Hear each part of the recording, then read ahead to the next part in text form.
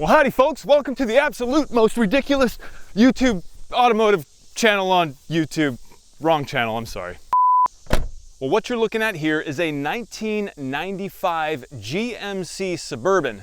This is GM's popular GMT 400 platform, also sometimes called the OBS for old body style. I've owned this truck for about 7 years now. I bought it from the original owner with just 46,000 original miles on it. It now has about 87,000 miles, so that's just about 5,900 miles a year that I've put on this thing. Now, it's been no walk in the park. I've had to do a lot to keep this thing up. I've touched nearly every single thing on it.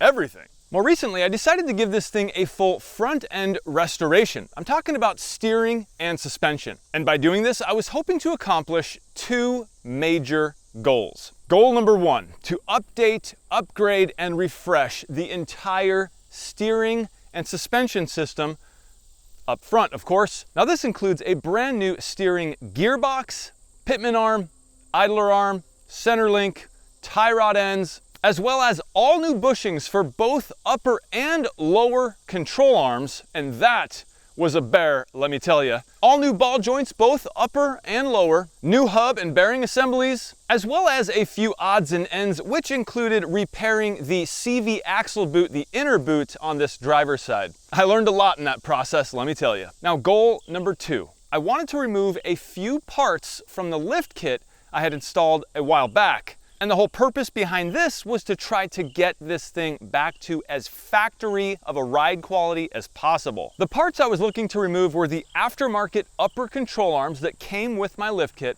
as well as the aftermarket torsion keys that also came in the lift kit. And that I did. I removed both of those components. I put the original factory components back in place, and in my opinion, this just gives a little better alignment, drivability, and serviceability.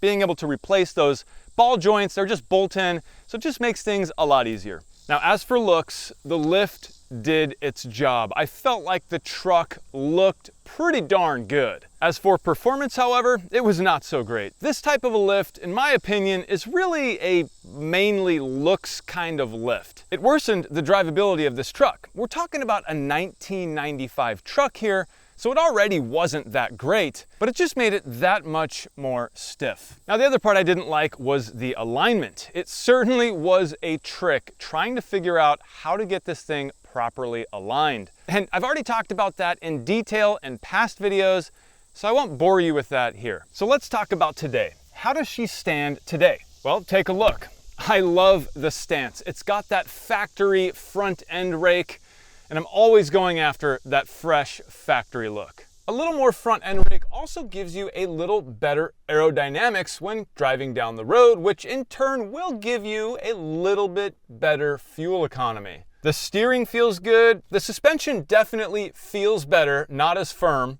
This was accomplished by removing some of the load off of those torsion bars, which in turn lowers the front of the truck a little bit, but I'm okay with that. I said in the beginning when installing the lift that I wasn't looking so much for, just purely looks. I was looking more for performance. Now, when I say that, what I mean is just a little more ground clearance, the ability to stuff a little bit bigger of a tire in there. And I think I've got that.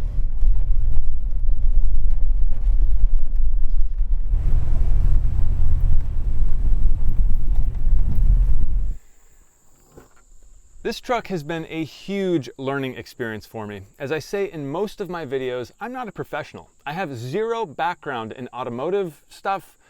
My God-given determination to get it done and do it myself is what has kept me going.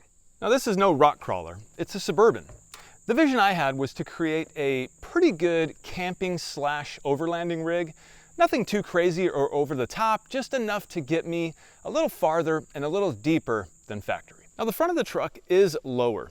This was a bit weird at first, but I got used to it, and I think I love it now.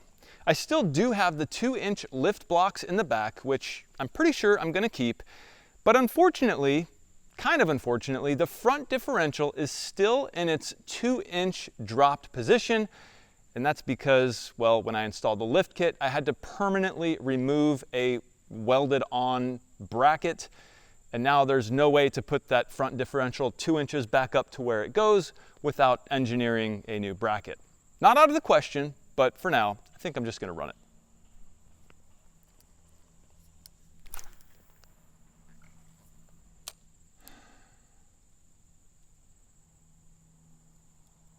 I'm still not sure if that front differential being down 2 inches is a bad thing though.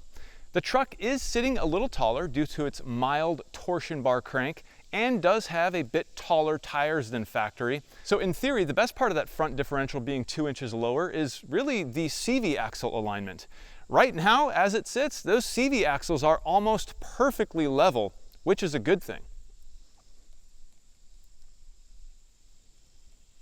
So did I lose ground clearance? I mean, maybe a little bit, but I think those CV axles being so straight now in their natural resting state is kind of a pretty big benefit there.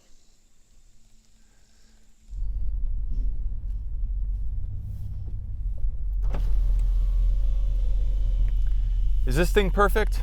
No, it'll never be.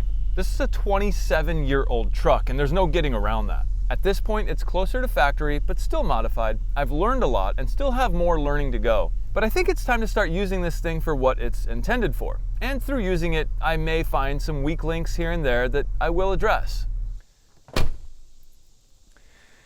Quickly about the steering. Does it feel better now than it did before? After all the changes and everything I did up here? I mean, yeah, it does. It does. But it wasn't really that bad to begin with. I mean, this truck really only has 87,000 original miles on it. But I did absolutely have to change that steering gearbox because my original factory unit was leaking pretty bad. So now I know I have a really well rebuilt unit by Redhead. And I also now know that I have basically bulletproof steering components like that center link, that pitman arm, and the tie rods, all by Kryptonite, as well as that replacement AC Delco idler arm. So does it feel good? Yeah, I mean, it feels really good and nothing's leaking, so that's a plus. Well, thank you guys for watching the build process on this truck. I do hope you've enjoyed it. If you haven't seen all the videos, just go ahead and search One Road Suburban on YouTube and that should pull up the majority of them. And don't forget to hit that thumbs up, leave a comment, and if you're not already subscribed, consider subscribing. I'm Jimmy for One Road, and I will see you in the next one.